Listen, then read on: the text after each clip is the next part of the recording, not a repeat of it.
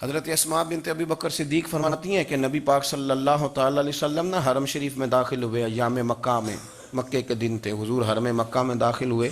کافروں نے، ابو جہل نے پہلے سے سازش کی ہوئی تھی۔ جیسے ہی حضور اندر داخل ہوئے تو شور کرنے لگا، کہنے لگا یہ تمہارے بتوں کو برا کہتے ہیں، اور تمہیں شرم نہیں آتی؟ یہ تمہارے معبودوں کو گالی دیتے ہیں، معاذ اللہ، یہ برا کہتے ہیں، میں خیال نہیں آتا؟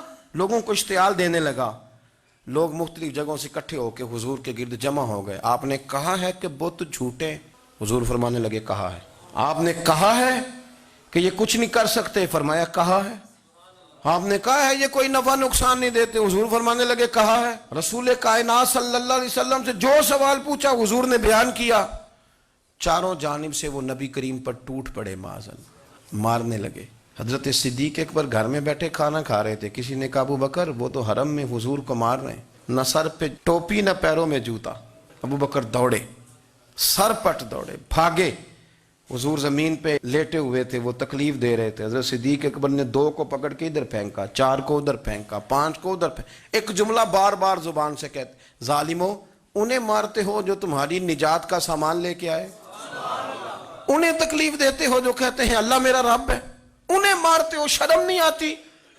اب انہوں نے حضور کو چھوڑ کے تو جناب صدیق اکبر کو مارنا شروع کیا۔ عقبہ بن ابی معیط، عتبہ اتیبہ، ان کے ہاتھوں میں جوتے تھے۔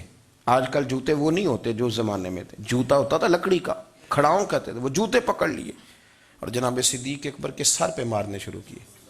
سر پہ جوتے لگ رہے ہیں، لگتے جا رہے ہیں، خون بہتا جا رہا ہے۔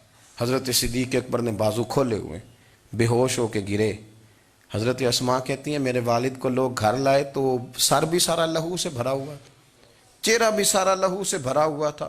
عشق تے اگ دوویں ایک برابر، عشق تے اگ دوویں ایک برابر، پر عشق دا سیک ودھیرا، اگ تے ساڑے ککھ تے کن، عشق ساڑے تن میرا، اگ دا دارو می تے پانی، کوئی دسے ہاں پلا عشق دا دارو کیڑا، سجنا اتھے کچھ نہیں ہو بچدا جتھے عشق ہوراں دا ڈیرا۔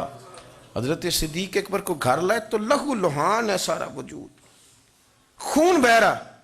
جناب اسماء کہتی ہے میں نے سر پہ ہاتھ رکھا، دیکھوں کہاں کہاں میرے والد کو، میں رو رہی ہوں، میں نے سر پہ ہاتھ رکھا تو کہتی ہیں بال بھی میرے ہاتھ میں آ گئے اور سر سے نا چمڑی بھی اتر کے میرے ہاتھ میں آ گئی، گوشت بھی سر سے اترنے لگا، سارا سر ان کا مار مار کے انہوں نے نازک بنا دیا، نرم کر دیا۔ آپ فرماتی ہیں وہ بے ہوش تھے، ہم ان کے منہ میں دودھ ڈالتے تھے، لیکن وہ جب بھی آنکھ کھولتے تھے تو زبان پر ایک ہی لفظ تھا، ظالموں انہیں مارتے ہو جو تمہیں کہتے ہیں میں اللہ کا رسول بن کے آیا، انہیں مارتے ہو۔ اس ترتیب سے رسول اللہ کی غلامی کی، اس رنگ میں نبی پاک سے پیار کیا، حضور کے حصے کی مار کھائی، نبی پاک کے حصے کے زخم اپنے سینے اور دل پر برداشت کیے۔